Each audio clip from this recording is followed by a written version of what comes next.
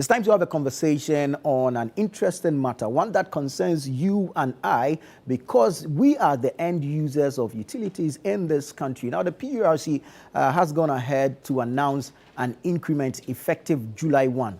This is a 2.45% increment. Mind you, in the during the first quarterly review, there was a 14% increase as well.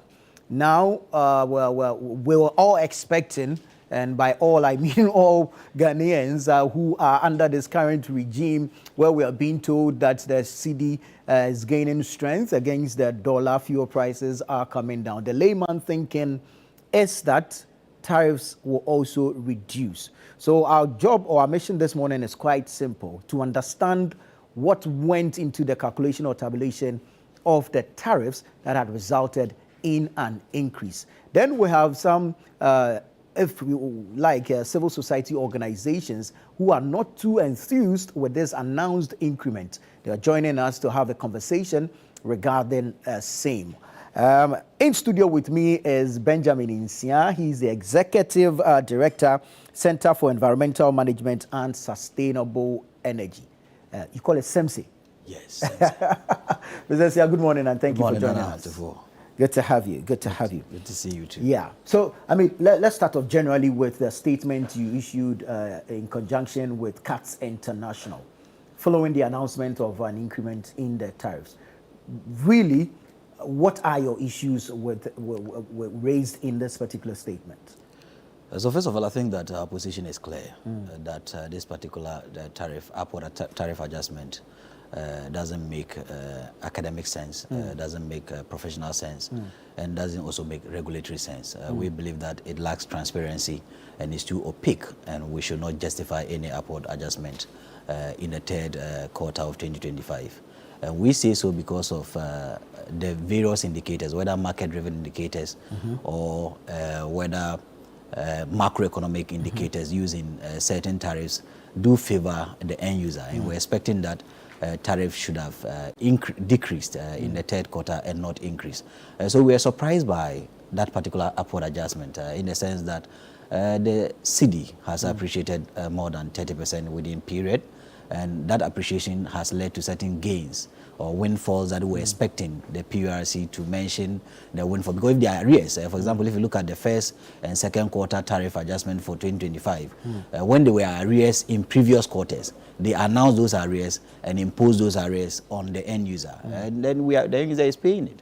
And if the cedi has appreciated, inflation is currently down, and if inflation is down, it means that the cost of operations based on expectation is also down. So if these two major indicators are down, then it means that end user tariff must also be down at the time that there are a lot of windfalls. So we are surprised by this 2.45% increment. And there are other factors, I think, that they also have been a major tariff review engagement. Because if you look at the tariff review engagement in 2022, August 2022, which highlighted the year from 2022 to 2025, indicated major components in certain tariffs. And in these major components, reserve capacity was not part.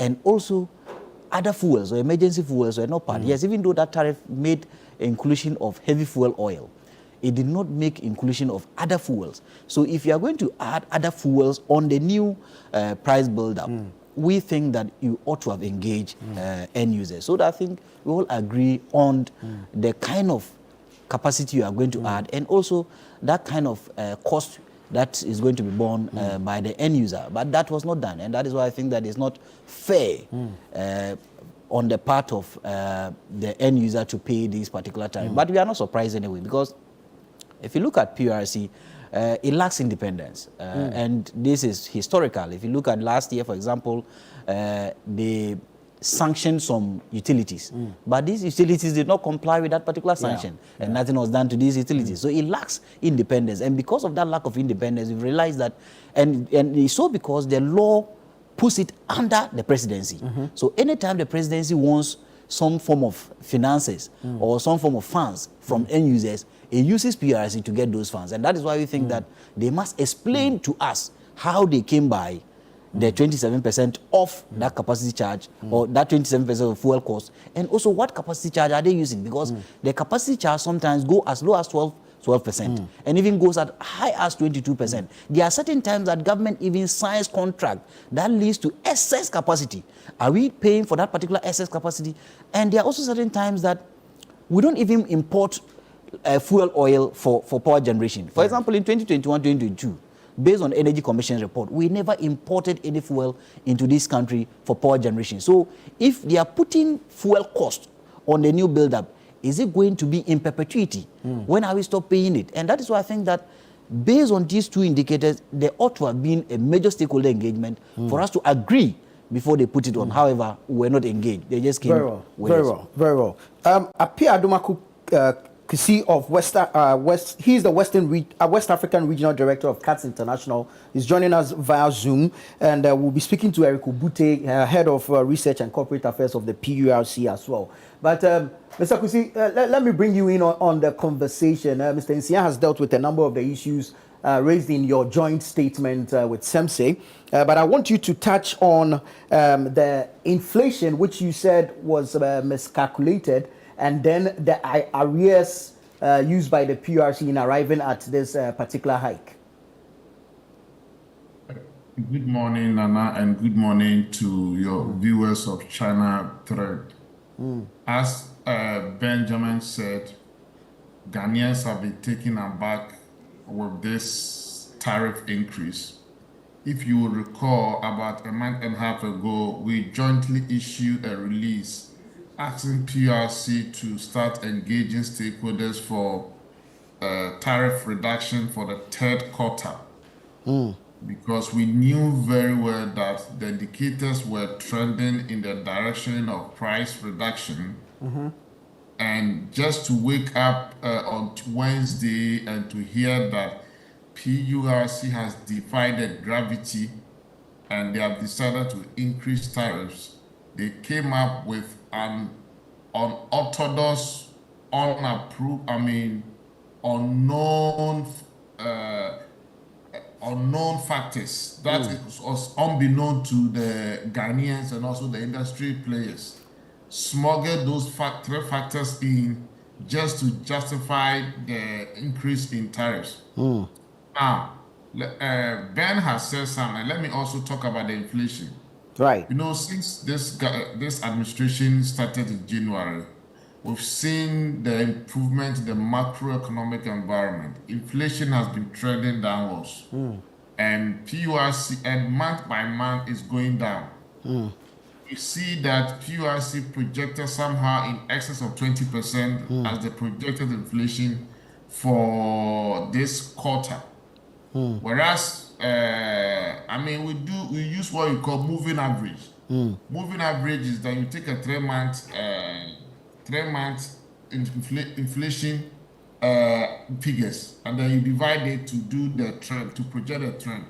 I don't know what was the rationale for PURC to use over 20% when the even statistical service recent inflation figure was 18.6%, 18.4 or so.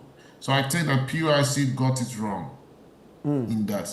Number two, PURC said there's a debt of 488 million Ghana cedis. We don't know where this debt is coming from.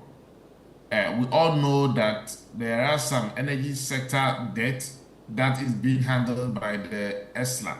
Right. And so if there's any debt, you need to be able to come clean Ghanaians.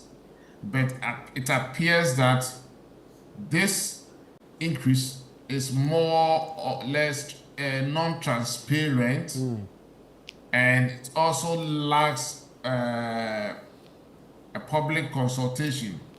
Because if PURC has come to the public, of course, it has a commission, and the commission has members, some from AGI and GB and consumer. As we sit here, I don't know who represents the interests of the Ghanaian consumer on the PURC board. I will be happy if Mr. Obute tells us who is the consumer rep on the PURC board. Now, the other thing that is also disturbing is that, you know, the CD had gained value about 5 cedis and over since the last time the prices were increased. I mean, and even we expect that there has been an over recovery Right. in terms of the 5 cedis gain over the last quarter. Now, PURC even is supposed to have even declared and informed Ghanaians that as a result of the over recovery, we've been able to save this amount of money that has been able to use to reduce the debt in the sector. Nothing was even mentioned about it. We need transparency. Right. Now, the 5 cedis over recovery is an issue that they didn't even tell us. Now, we know that the energy mix in this country is largely thermal. And the thermal is 72% thermal, 28% hydro.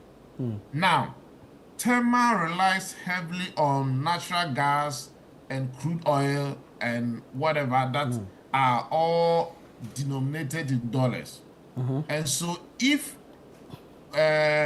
these prices go, the prices of the input for the thermal goes down, and the whole generation leans towards the thermal generation, then mathematically the bulk of your weight leans towards what? Thermal. And so if the thermal price has gone down by 30%, there is no scientific mathematical reason for you to come and tell us that you still have to increase price again.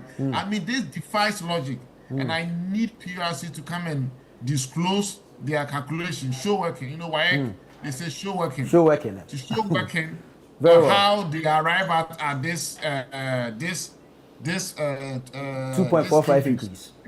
Very well. Yes. Very well. Let's hear from Mr. Obute. He's head of research and communications at the PURC. Perhaps you have some answers for us. Good morning, Mr. Obute. Hello, good morning, sir. Hello. Grateful for your time this morning. Good to have you. I'm sure you've been listening in and you've heard the issues raised by SEMC as well as CATS International. Let's take your response, but first off, let's start with whether there's a consumer representation on the board of the PURC. Thank you very much. Yes, there's a consumer representation on the board of the PURC, and she's by the name, she's a queen mother, and she's by name Barikisu Bridge Wichi. Forgive me, I'm not too good with the name, but very well. that's her name. She's a Very queen well. mother from the BP area. Yeah. Right. So there's a rep on the board. Right. Now, you said you used an inflation rate of 20.67%, and that's a projected annual average. CATS International and SEMC insist the current 18.4% could have been used. What is your response to this? Thank you very much. The PURC does not use spot rates. Spot rate meaning that whatever is available on the market, that's what we use. But we use averages because the tariff is supposed to run for a period. So we don't use a particular point inflation just to say this is what we are using to calculate. So if let's say we had the last time we used an inflation rate of 22.49%. And this time we are using an inflation rate of 20.67%. It's been dropping. So when we do the averages, simple averages, we got 20.67. In the case of the exchange rate, for instance, we still use an average. And in the rate we use is 10.30. Okay, and the 10.30 is the Bank of Ghana official rates that we use. We use official rates, and that's what we used. Right. Now, if we're supposed to use a spot rate, for instance, in the case of the exchange rate, we would have been using more than 10.30. Okay. We would have been using maybe in the region. If we go to the market right now, we will not get the dollar for 10 cedis, 30 pesos on the market. So we would have been using far in excess of that. So we use the official rates. That's what we use for our computations. Right. Can we have some explanation to this 488 million cedis arrears or debt, and where it's coming from exactly, and why we want to address it with tariffs? And then let's tie this into the exchange rate, as you mentioned, because the argument from SEMC and CATS is that and over 1 billion cedi windfall has been made due to the appreciation of the cedi. Thank you very much. The accumulated debt of 488 is a debt which is coming from the previous quarters. It's not just inherited yesterday or today. In the last quarter, when we did the tariffs, the debt was 976 million cedis outstanding. And we said it to the whole country that we were going to take half of that debt, which is 488 million cedis, to run the tariffs in the previous quarter, which we passed through the previous quarter. So we are still left with 488 million cedis to be crewed or to be taken out for this particular quarter. And we said it to everybody that we're going to use the next quarter to settle the 488 million cedis. So that's what we did. And it's not accumulated yesterday or today. It's been for the past quarters, from the previous quarters in 2024 all the way down to 2025.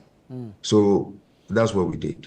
Is this as a result of losses, or is this for procurement of fuel for generation? No, you see, in the case of the debt which is accumulated, you see, the losses one is a different matter. Right. This, for instance, in the previous quarter we used the 488. Now we said there's still a 488 cedis to be taken care of in this particular quarter. Assuming we came to this quarter and we said the commission decides that, okay, don't use all the 488 million. Instead, run, let's say, 200 million. Then we still have an outstanding debt of 288 million to be recouped in the subsequent quarters. Now, assuming we get to the subsequent quarters and we still have that, instead of running the 288 million through the tariff, the parameters do not favor us. And then we get an additional maybe 2 million. It brings it up to 270 million. So cumulatively, it is always compounding. So that's why we're thinking that let's run it all off in this particular tariff. That's why we pushed it through. So it's not like it's a debt which has been accumulated as a result of the losses. No. So maybe if I can ask you a question, if I can ask you a question on the debt. We know that within the last quarter, the last increase, the cedi appreciation has resulted in over recovery. And how is that over recovery accounted for, and to what extent did it also reduce the debt that was in the books of the previous quarter? Which accumulation? Which over recovery are you talking about? Because in the last quarter we used an exchange rate of 15 cedis 69 pesos to the dollar, so there was no over recovery over there. Yeah, but so in this quarter you are using 10.3. 10.3. Right. So if you're talking of this quarter's own has not run yet. It's yet to run. It will be running from the 1st of July. What I'm saying is that, you know, when the last quarter that started in May, you use an exchange rate of 15.57 or so. But in the long run, you were not buying the crude at that price. And so there was a bit of a savings in what was budgeted for and how much you were actually spending. And so that leads to some form of some over recovery. And is there any information about how much, because we know that even the fuel that we pay at the pump is going down every 2 weeks for the past 2 months or so. But are you able to tell us any information about how much was over recovered due to the appreciation of the cedi from the last quarter? I think right. We are getting two things mixed up over here. Okay, are we so let's talking apply of the dollar? Are we are talking? Yes. Are we talking of the exchange rate, or we are talking of the price of crude? Because these are two separate things. The exchange rate that we use is different from the price of crude. If you're talking of the price of crude, it's in terms of dollars per barrel. Right. If you're talking of the exchange rate, you're talking of the dollar to the cedi. So what are we talking about? So that we don't mix the two things. Is there not an effect that runs through? Because if the price of crude is $1 per barrel and the exchange rate is $1 per cedi, and now the cedi is appreciating, will it not have an effect on how much is spent on buying crude? But exactly that's the point I'm making, that even though the cedi has appreciated against the dollar, that appreciation that we have done now is to give tariffs which will start from the 1st of July. We have not run that one yet. what tariff that is running now is still running on the 15.69, which we used the previous quarters. So there's no appreciation. The appreciation we have now is the drop of the dollar or the CD from 15.69 to 10.30. And that is yet to kick in from the 1st of July. And so it's based on these projections you arrived at the 2.45. Yes, based on the 10.30, that's how we arrive at the projection of 2.45. So you're not using spot rates, you're using the projection, but actuals will give you a windfall. Is that also? I agreed. So if we were to use only the actuals of 10.3 and not include the accumulated or outstanding debt, we would have had a significant drop in the tariffs. That I agree. Very well. But because we need to also recoup the debt that we have, obviously it's cancelled or it negated the gains that we made. Very well. Mr. Nsia of Sensei is here. That's fine. Mr. Nsia of Sensei is here. He wants to chip in something. First of all, realize that, you see, the bulk generation charges are mostly in dollars, right? We pay them in dollars. Right. IPPs and maybe VI, we pay them in dollars. So if you look at the cash waterfall mechanism, for example, the category A beneficiaries are paid in dollars, mostly the IPPs and gas suppliers. Now, when you set a tariff using 15 Ghana cedis, almost 70 pesos, to set tariff, what it means is that when you collect the bill, or maybe the end user pays the bill, and you accumulate that particular revenue, you convert them into dollars and then pay the power sector service providers, especially those in category A. So what Adumaku wanted to say is that when you are converting the cedis now into dollars, there's going to be a windfall. Right.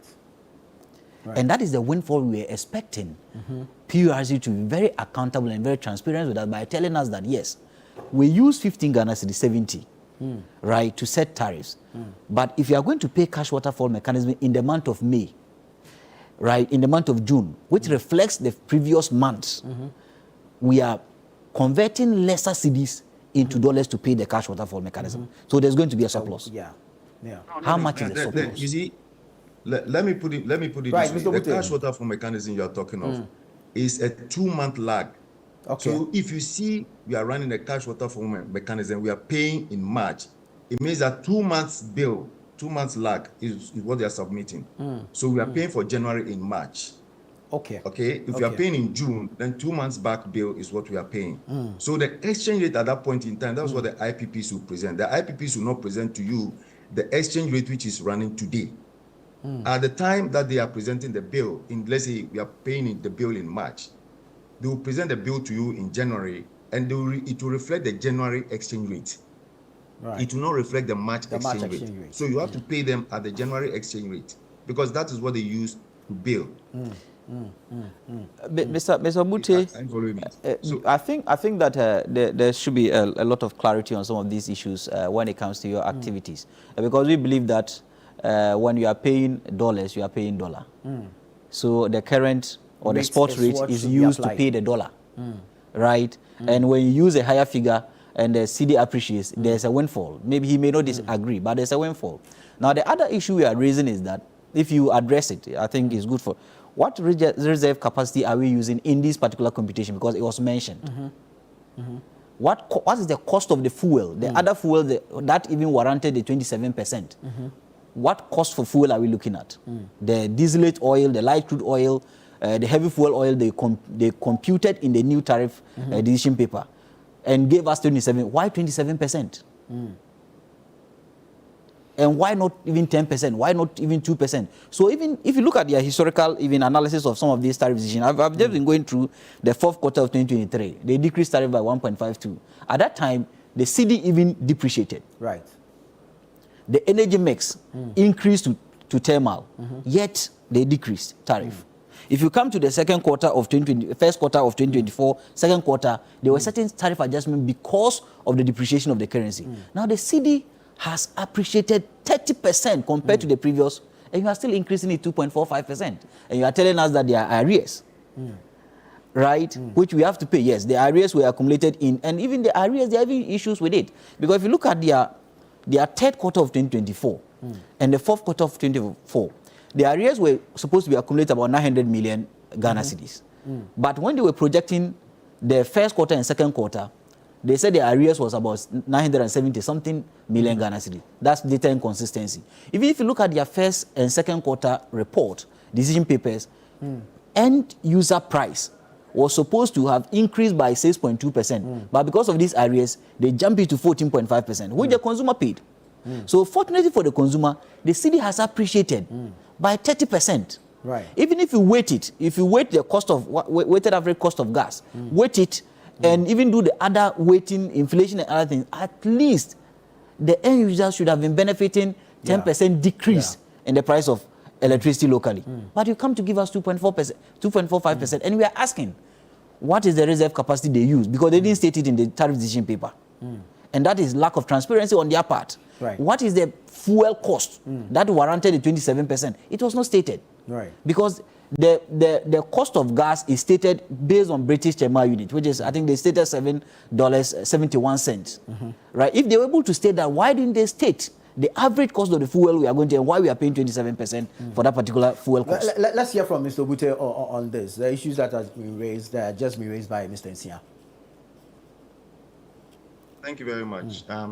If you talk of the reserve capacity of 18% is what is applicable. 18. 18%. That is what's applicable. And he made mention of what? The exchange rate again. Am I right? Yes. Yes. Yes. And that even when the cedi was depreciating in the final 2 quarters of last year, there was a tariff reduction. So how is it that now that there's an appreciation of the cedi, we're having an increase in tariffs? The final 2 quarters of last year, we did not decrease tariffs. It was in the last quarter of 2023. That was when we had a reduction in tariff of 1.5%. 1.52. That was 2023. Right. But at that time, the cedi was depreciating. So what debt did we have at that point in time?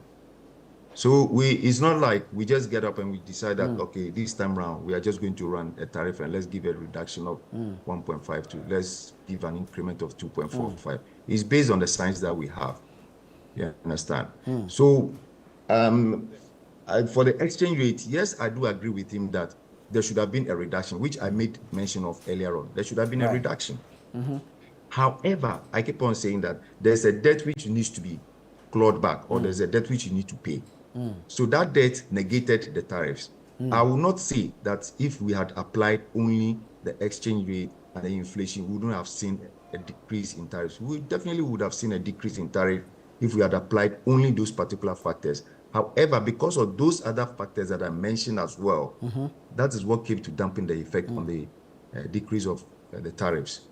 So I really don't know how to answer his question. Mr. Bude, thank you very much. So you mentioned that, the reserve margin sometimes even comes as low as 12% because there have been data to show for this particular year. So if you are using 18% of our reserve, how do you compute the price on the end user? How was it computed?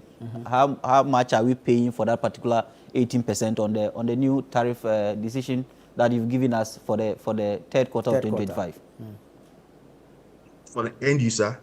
Yes, I think you just mentioned that you are using a reserve margin of 18%, right? So these are percentages. How did you cost it? Yes. How did you cost it? In terms of the costing, you see that every class has its own price that it pays, because there are the customers, the various categories of customers, they all have their prices that they pay.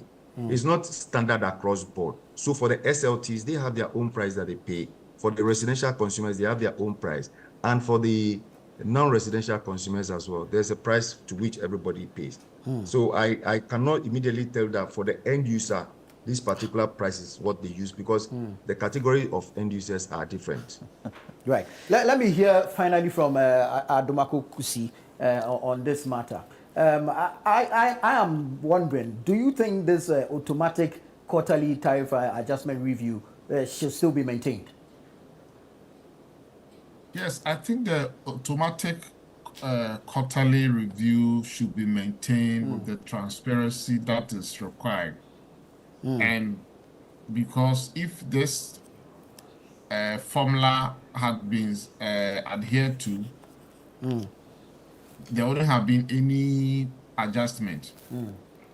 And if PURC is supposed to add an unknown tariff, unknown factors to it, it is fair and reasonable for PURC to engage stakeholders. But this time, it was done unbeknown to the public. And that is where the lack of transparency and the mistrust comes in. We've had in 2022 or so, PURC, when they were doing a major review, there was a stakeholders and even had various providers to come and make submission. By this time, there wasn't anything, and it's very wrong because you are an independent regulator like a judge. No judge sits in his chambers and make a decision that you've been sentenced to jail. No. When the prosecutor brings a case to an accused person to a court, the accused person is also required to bring his or her lawyer to come and defend him. And then at the end of the day, the independent arbiter would then look at the evidence that has been submitted and the offense that were charged, then be able to come with the conviction and sentencing. But here is the case. We are not seeing PURC doing this. Right. And it's wrong in law, it's wrong in practice for PURC to sit in their office alone to just, because this is public matter. And tariff also has a bearing on the economy. Right. If we don't do what is right, we are going to cause inflation to go up, allow the cost of production to go up, and that will also not make the country competitive. Very well. That is why everything needs to be done to make sure that we have an efficient and effective tariff that will be able to attract investors into the country. Right. Already, we know that the ECG, there's a whole lot of technical and commercial losses. PURC never talk about those things. PURC is not setting target to this ECG that, look, if you are not able to reduce those losses, will not even allow you for any further increase. But PURC just comes and then increase tariffs because consumers should pay. Consumers have no option than to pay. I think it's very wrong. And we want to see a new and a reset PURC.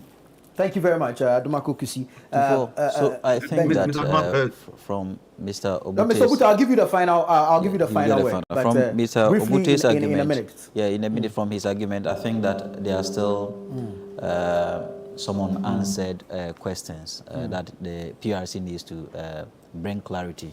But we are still standing by our position that tariff are expected to or should have been decreased and not increased. And I think he confirms that by using the analogy of debt or arrears, and that is why tariff, even if the analogy of arrears even is to stand, we realize that at least the arrears should have cancelled and then maybe the end user gets zero tariff adjustment. So it stays same. But you are adding 2.45%. The other question I raised, which still we need a lot of clarity, is that he mentions the reserve capacity because there are various end users and that he cannot tell us how much each is paying. I'm not asking him to tell us how much each end user is paying or how much each category is paying. I'm just asking him what is the amount allocated to reserve capacity. If it is 18%, because we also know at certain times it comes to as low as 12%. If you are paying 18%, what is the amount that we are allocating, because it's not stated in the tariff decision paper? We are also asking them that the fuel, the 27% fuel, they need to engage us to let us know how they arrived at the 27%. These are critical concerns. But lastly, I think Adumaku mentioned something that, you see, I've said it here, that the PURC is not independent because, one, they've set a benchmark for utilities or service providers in the power sector. For example, ECG, in 2023, their inefficiencies or system losses were around 27%, whilst the PURC benchmark is around 21, almost 22%. Now, in 2024, it increased to 32%, and no punitive measure was taken against them. Very well. And the consumer is paying for some of these inefficiencies. So if you're a regulator, that is fair based on your establishment, which is 538, either in Section 3C or either in Section 16, based on your guidelines of which you set tariffs. You must be fair to the end user as well as to the regulators, to the service providers. But in this case, we realize that the PURC has always been acting in the interest of the service provider and not the end user. And lastly, my brother, you see, well. when the PURC hears quarterly adjustment, or when they hear IMF says, and that is why normally they say IMF says we should do quarterly adjustment. The quarterly adjustments in the philosophy of PURC is that prices should increase. But it's not so. It should be cost reflective. That benefits the end user and also the utilities. Let's give Mr. Obute the final take on this matter. In 2 minutes, I need you to wrap up your submissions in answering to the questions that have been raised. That's because that's a lot of things to be spoken about in 2 minutes. I can understand, but please pardon me. Mr. Dumaku sent to the others. There's a lot, but I'll try my very best to please do. Thank you. Very quickly to respond to Mr. Dumaku. You know, the PURC has two sides of tariff adjustments. We have a minor tariff adjustment and then major tariff adjustment. In the minor tariff adjustment, we do not receive proposals from the utility service providers. In the major tariff adjustment, yes, we do receive proposals from the utility service providers, and that proposal we put across. We publish it, we put it online, we put it in the dailies, and we go around the entire country and consult stakeholders. We consult the CSOs, we consult the associations, we consult each and every member consumer across the country. So is this a minor or a major? This is a minor one. This is a minor. In the minor one, we don't do that. In the minor, we don't do that. We don't do those consultations. That's how in the previous years they used to call it automatic adjustment formula, because it's supposed to be automatic. Very well. So we do not consult. Sir. No, can I address my issues within the 2 minutes? Yes, Mr. Obute, please go ahead. I can be very quick about it. Please go ahead. Yeah. So that's the first point. And then on the issue of the technical losses, yes, there are technical and commercial losses. Technical losses are about 10%. In fact, actually, they are doing about 9.8% if you look at the technical losses. Technical losses are things which you cannot run away from. You definitely must get technical losses. The bulk of the losses is on the commercial side. Just as the gentleman in the studio said, yeah, Mr. Insian. Mr. Intim, right? Insian. Mr. Insian, okay. Just as Mr. Insian said, yes, we do have commercial losses and technical losses, and the benchmark from the PURC is 21%. Anything beyond 21%, we do not factor through the tariff. He said there's no punitive action. We do have punitive measures. We do run what we call incentive-based regulation. So there are different forms of the regulation. Either you're doing the cost plus, we are doing incentive-based regulation, or we are doing the capping of the price cap. So different forms which we apply. So we penalize them through incentivizing or not incentivizing them in the tariff. So that is that's the issue we have over there. He spoke about the issue of the reserves. The interest, okay, the reserves. Yeah. That's how much about the reserves. And I said that at this point in time, I do not have that figure that I can give to you and say, this is how much exactly that is being allocated to the capacity of the reserve. I can get that figure and send it across to the station if that's what you want. Very no problem. Well. And then the tariff decision paper has not been publicized yet, because the tariff decision paper, we do it after we have even gazetted the tariff. These tariffs have not been gazetted yet. So this current tariff decision paper is not yet out. So I don't know the tariff decision paper that is. When do you hope to gazette maybe the tariff decision. Say again. When do you hope to gazette? No, we take it to that. We take it to the Attorney General. The Attorney General is the one that will gazette it. So I cannot speak to that one. Right. Because that's an issue of law. So I do not have control over that particular one. Very well. So whatever we've done in the commission, we take to the Attorney General, and the Attorney General is the one that will gazette that one. So maybe he's referring to the previous decision paper, but not this current decision paper. For this one, there's no decision paper that is out yet, because the tariffs have even not yet been gazetted. But it will be gazetted before the 1st of July, because the 1st of July is the implementation date. Very well. Thank you so much. Unfortunately, we'll have to leave it here, gentlemen. But we'll look forward to engaging in our subsequent programming, so we can have more education on this for our cherished viewers to understand exactly what goes into the computation and arrival of these tariffs. But thank you, Mr. Apia Dumaku of CATS International, Benjamin Insias with SEMSE, the Center for Environmental Management and Sustainable Energy, and Mr. Eric Obute is the Head of Research and Communications at the Public Utilities Regulatory Commission. Thank you so much for joining us this morning. Stay with us here on ChannelOne TV. Breakfast Daily continues after this break.